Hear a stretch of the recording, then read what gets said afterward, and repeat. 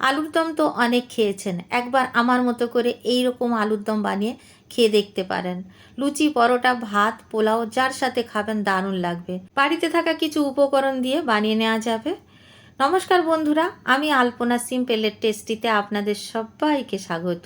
আমার চ্যানেলে নতুন বন্ধু হলে আমার চ্যানেলটিকে সাবস্ক্রাইব করে পাশে থাকার অনুরোধ রইল।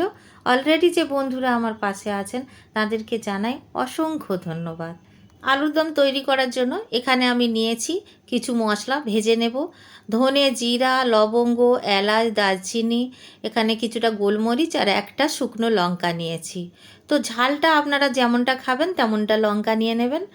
মশলাটা ভাজতে ভাজতে আপনাদের বলে দেব কতটা মশলা নিয়েছি। 2 চামচ এখানে ধনে নিয়েছি, জিরা 1 চামচ, 3টে লবঙ্গ, 3টে ছোটো এলাচ, 3 টুকরো ছোটো ছোটো দারচিনি নিয়েছি, একটা নিয়েছি শুকনো লঙ্কা, গোলমরিচ নিয়েছি 6টা। খুব বেশি গোলমরিচ দিলে কিন্তু ঝাল হয়ে যেতে পারে, তবে আপনারা যদি ঝাল পছন্দ করেন আর একটু বেশি লঙ্কা বা গোলমরিচ দিতে পারেন। কথা বলতে বলতে আমি রোস্ট করে নিয়েছি, এখন নামিয়ে নেব। একটু ঠান্ডা হয়ে যাবার পরে গুঁড়ো করে রাখবো।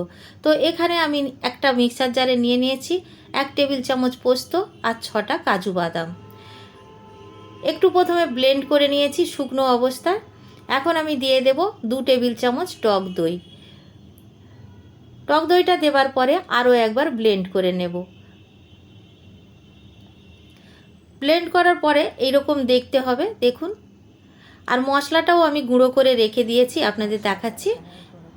রেডি করে নিলে তাহলে খুব সুবিধা হয় আগের থেকে। এখানে আমি গ্যাস জ্বালিয়ে কড়াই বসিয়ে দিয়েছি, দিয়ে দিয়েছি 3 টেবিল চামচ রিফাইন্ড তেল। তেলটা আপনারা আপনাদের পছন্দ মতো দেবেন। এখানে ছোট আলু সেদ্ধ করে ছাড়িয়ে রেখেছিলাম 500 গ্রাম। তেলটা গরম হয়ে যাবার পরে আলুগুলো দিয়ে দেব। আলুগুলো দিয়ে দেবার পরে ভালো করে ভেজে নিতে হবে।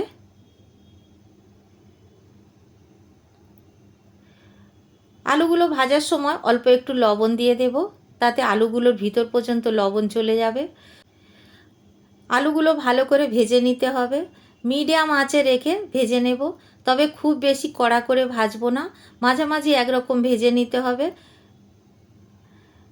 ভাজতে ভাজতে যখন এই রকম গায়ে একটু ব্রাউন ব্রাউন কালার আসতে শুরু করে দেবে আলু, তখন তুলে নিতে হবে। তো আমি আলুগুলো ভেজে তুলে নিচ্ছি। একই তেলে দিয়ে দেব 2 চামচ আদা গ্রেট করে রেখেছিলাম। তো গ্রেটেড আদাগুলো দিয়ে দিয়ে একটু নাড়াচাড়া করে নেব। সঙ্গে আমি 2টো কাঁচা লঙ্কা দিয়েছি। লঙ্কাটা আপনারা আপনাদের পছন্দ মতো দেবেন। কাঁচা লঙ্কা আর আদা ভালো করে ভেজে নেব।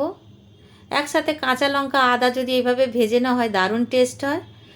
এখানে আমি পোস্ত আর বাদাম যে বেটে রেখেছিলাম দই যোগ করে, সেটা দিয়ে দিলাম। দিয়ে ভালো করে নাড়াচাড়া করে নেব। সাথে সাথে খুব নাড়াচাড়া করতে হবে, গ্যাসের ফ্লেমটা লোতে রাখতে হবে যাতে দইটা ফেটে না যায়। তো আমি মিক্সার জার ধুয়ে নিয়ে একটু জল দিয়ে দিলাম, 1/2 কাপ মতো জল দিয়েছি। ভালো করে নাড়াচাড়া করে মশলাটাকে কষে নিতে হবে। দিয়ে দেব স্বাদ অনুসারে লবণ। এখানে কিন্তু খুব বেশি মশলা দেওয়ার প্রয়োজন হবে না, যেহেতু আমরা ভাজা মশলাটা রেডি করে রেখেছি। ভাজা মশলা আমি কিছুটা দিয়ে দেবো এখন। কিছুটা ভাজা মশলা দিয়ে এইভাবে মশলাটাকে ভালো করে কষে নেব।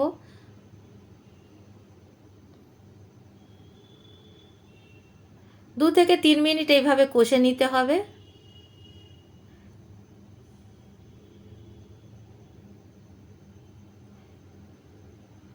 বন্ধুরা, ভিডিওটি যদি ভালো লাগে একটা লাইক দিয়ে দেবেন। আমার চ্যানেলে নতুন বন্ধু হলে প্লিজ একটা সাবস্ক্রাইব করে দেবেন। এখন আমি মশলাটা খুব ভালো করে কষে নিয়েছি। এখন ভেজে রাখা আলুগুলো দিয়ে দেব। আলু দেওয়ার পরে আবারও কষবো। কষতে কষতে যখন একদম শুকিয়ে যাবে মশলাটা, তখন আমাদের জল দিতে হবে। তো এখন আমি মশলাটা কষে নিয়েছি, দেখুন একদম শুকিয়ে গেছে আর তেল আর মশলা একদম আলাদা হয়ে গেছে। যখন এমনটা হয়ে যাবে তখন দিয়ে দিতে হবে গরম জল। তো আমি এখানে প্রথমে 1 কাপ গরম জল দিয়ে দেব।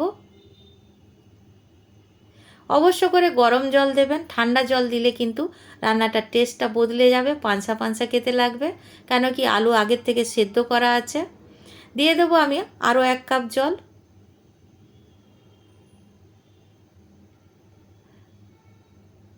2 কাপ জল দিয়েছি। একটু ঝোল ঝোল না রাখলে পরে কিন্তু অনেকটা ঘন হয়ে যায় আর ঝোলটা অনেকটা কমে যায়। তো সেই জন্য আমি একটু বেশি করে জল দিয়েছি। ভালো করে নাড়াচাড়া করে নেব একবার। সব দিকটা ভালো করে নাড়াচাড়া করে দিয়ে ঢাকা দিয়ে মিডিয়াম আঁচে রেখে দেব রান্না হওয়ার জন্য 5 মিনিট। 5 মিনিট যতক্ষণ রান্না হচ্ছে আমি এখানে একটা তড়কা দিয়ে নেব। তড়কাতে আমি দেব এখানে 1 চামচ ঘি। এখানে আমি 1 চায়ের চামচ ঘি তুলেছি, জমাট বাঁধা ঘি, কিন্তু এটা গলে গেলে 1 টেবিল চামচ মতো হয়ে যাবে। ঘিয়ের মধ্যে আমি দিয়ে দেব 1 চামচ সাদা গোটা জিরা। ঘিটা বেশি গরম হওয়ার আগে কিন্তু জিরাটা দিয়ে দিতে হবে, তা নইলে জিরাটা পুড়ে যাবে বা ঘিটা পুড়ে যেতে পারে। গ্যাসের ফ্লেম লোতে রেখে কাঁচা লঙ্কা এখানে রেখেছিলাম চেরা করে, আর এইভাবে টুকরো টুকরো করে রেখেছি, দিয়ে দিলাম। কাঁচা পাকা 2 রকম লঙ্কা দিয়েছি, আপনাদের কাছে 2 রকম থাকলে দেবেন, নইলে 1 রকম থাকলে 1 রকমও দিতে পারেন। এই তড়কাটা দিলে দারুণ লাগে খেতে। আলুর দমের মধ্যে এই তড়কাটা দিয়ে দেব। তড়কাটা দেবার আগে আলুর দমটা একটুখানি নাড়াচাড়া করে নিচ্ছি। কতটা ঝোল আছে আপনারা দেখে নিশ্চয়ই বুঝতে পাচ্ছেন। একটু বেশি করে ঝোল না রাখলে পরে কিন্তু একদম ঝোল থাকে না, এতটা ঝোল রেখে দিতে হবে। এখন তড়কাটা দিয়ে দেব। আপনারা চাইলে যে কড়াইতে তড়কা রেডি করেছি সেই কড়াতে আলুটা দিয়ে দিতে পারেন বা আলুর দমটা ঢেলে দিতে পারেন। তো আমি আলুর দমের মধ্যে ঢেলে নিলাম তড়কাটাকে। তো যেভাবে আপনাদের সুবিধা লাগবে সেইভাবে বানিয়ে নিতে পারবেন। এখন আমি দিয়ে দেব বাকি যে মশলাটা ভেজে রেখেছিলাম, সেই মশলাটা দিয়ে দিলাম। পুরো মশলাটা কিন্তু দিয়ে দিতে হবে। যে মশলাটা আমি রেডি করেছিলাম সেই মশলাটা পুরোটাই কিন্তু এই আলুর দমের জন্যই রেডি করেছি। এখন দিয়ে দেব চিনি। আমি এখানে 1 চা চামচ চিনি দিচ্ছি। আমার যে বন্ধুরা মিষ্টি খেতে পছন্দ করেন তরকারিতে, 2 চামচ দিয়ে দেবেন, তাহলে আরও বেশি ভালো লাগবে। তো স্বাদ ব্যালেন্স করার মতো আমি চিনি দিয়েছি।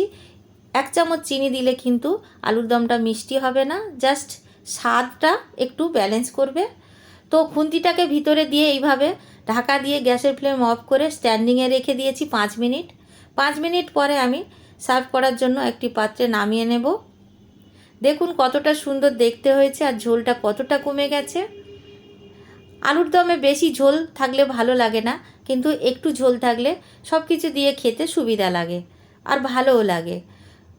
বাড়িতে বানাবেন, কেমন লাগলো কমেন্ট করে জানাবেন। রেসিপি যদি ভালো লাগে একটা লাইক দিয়ে দেবেন।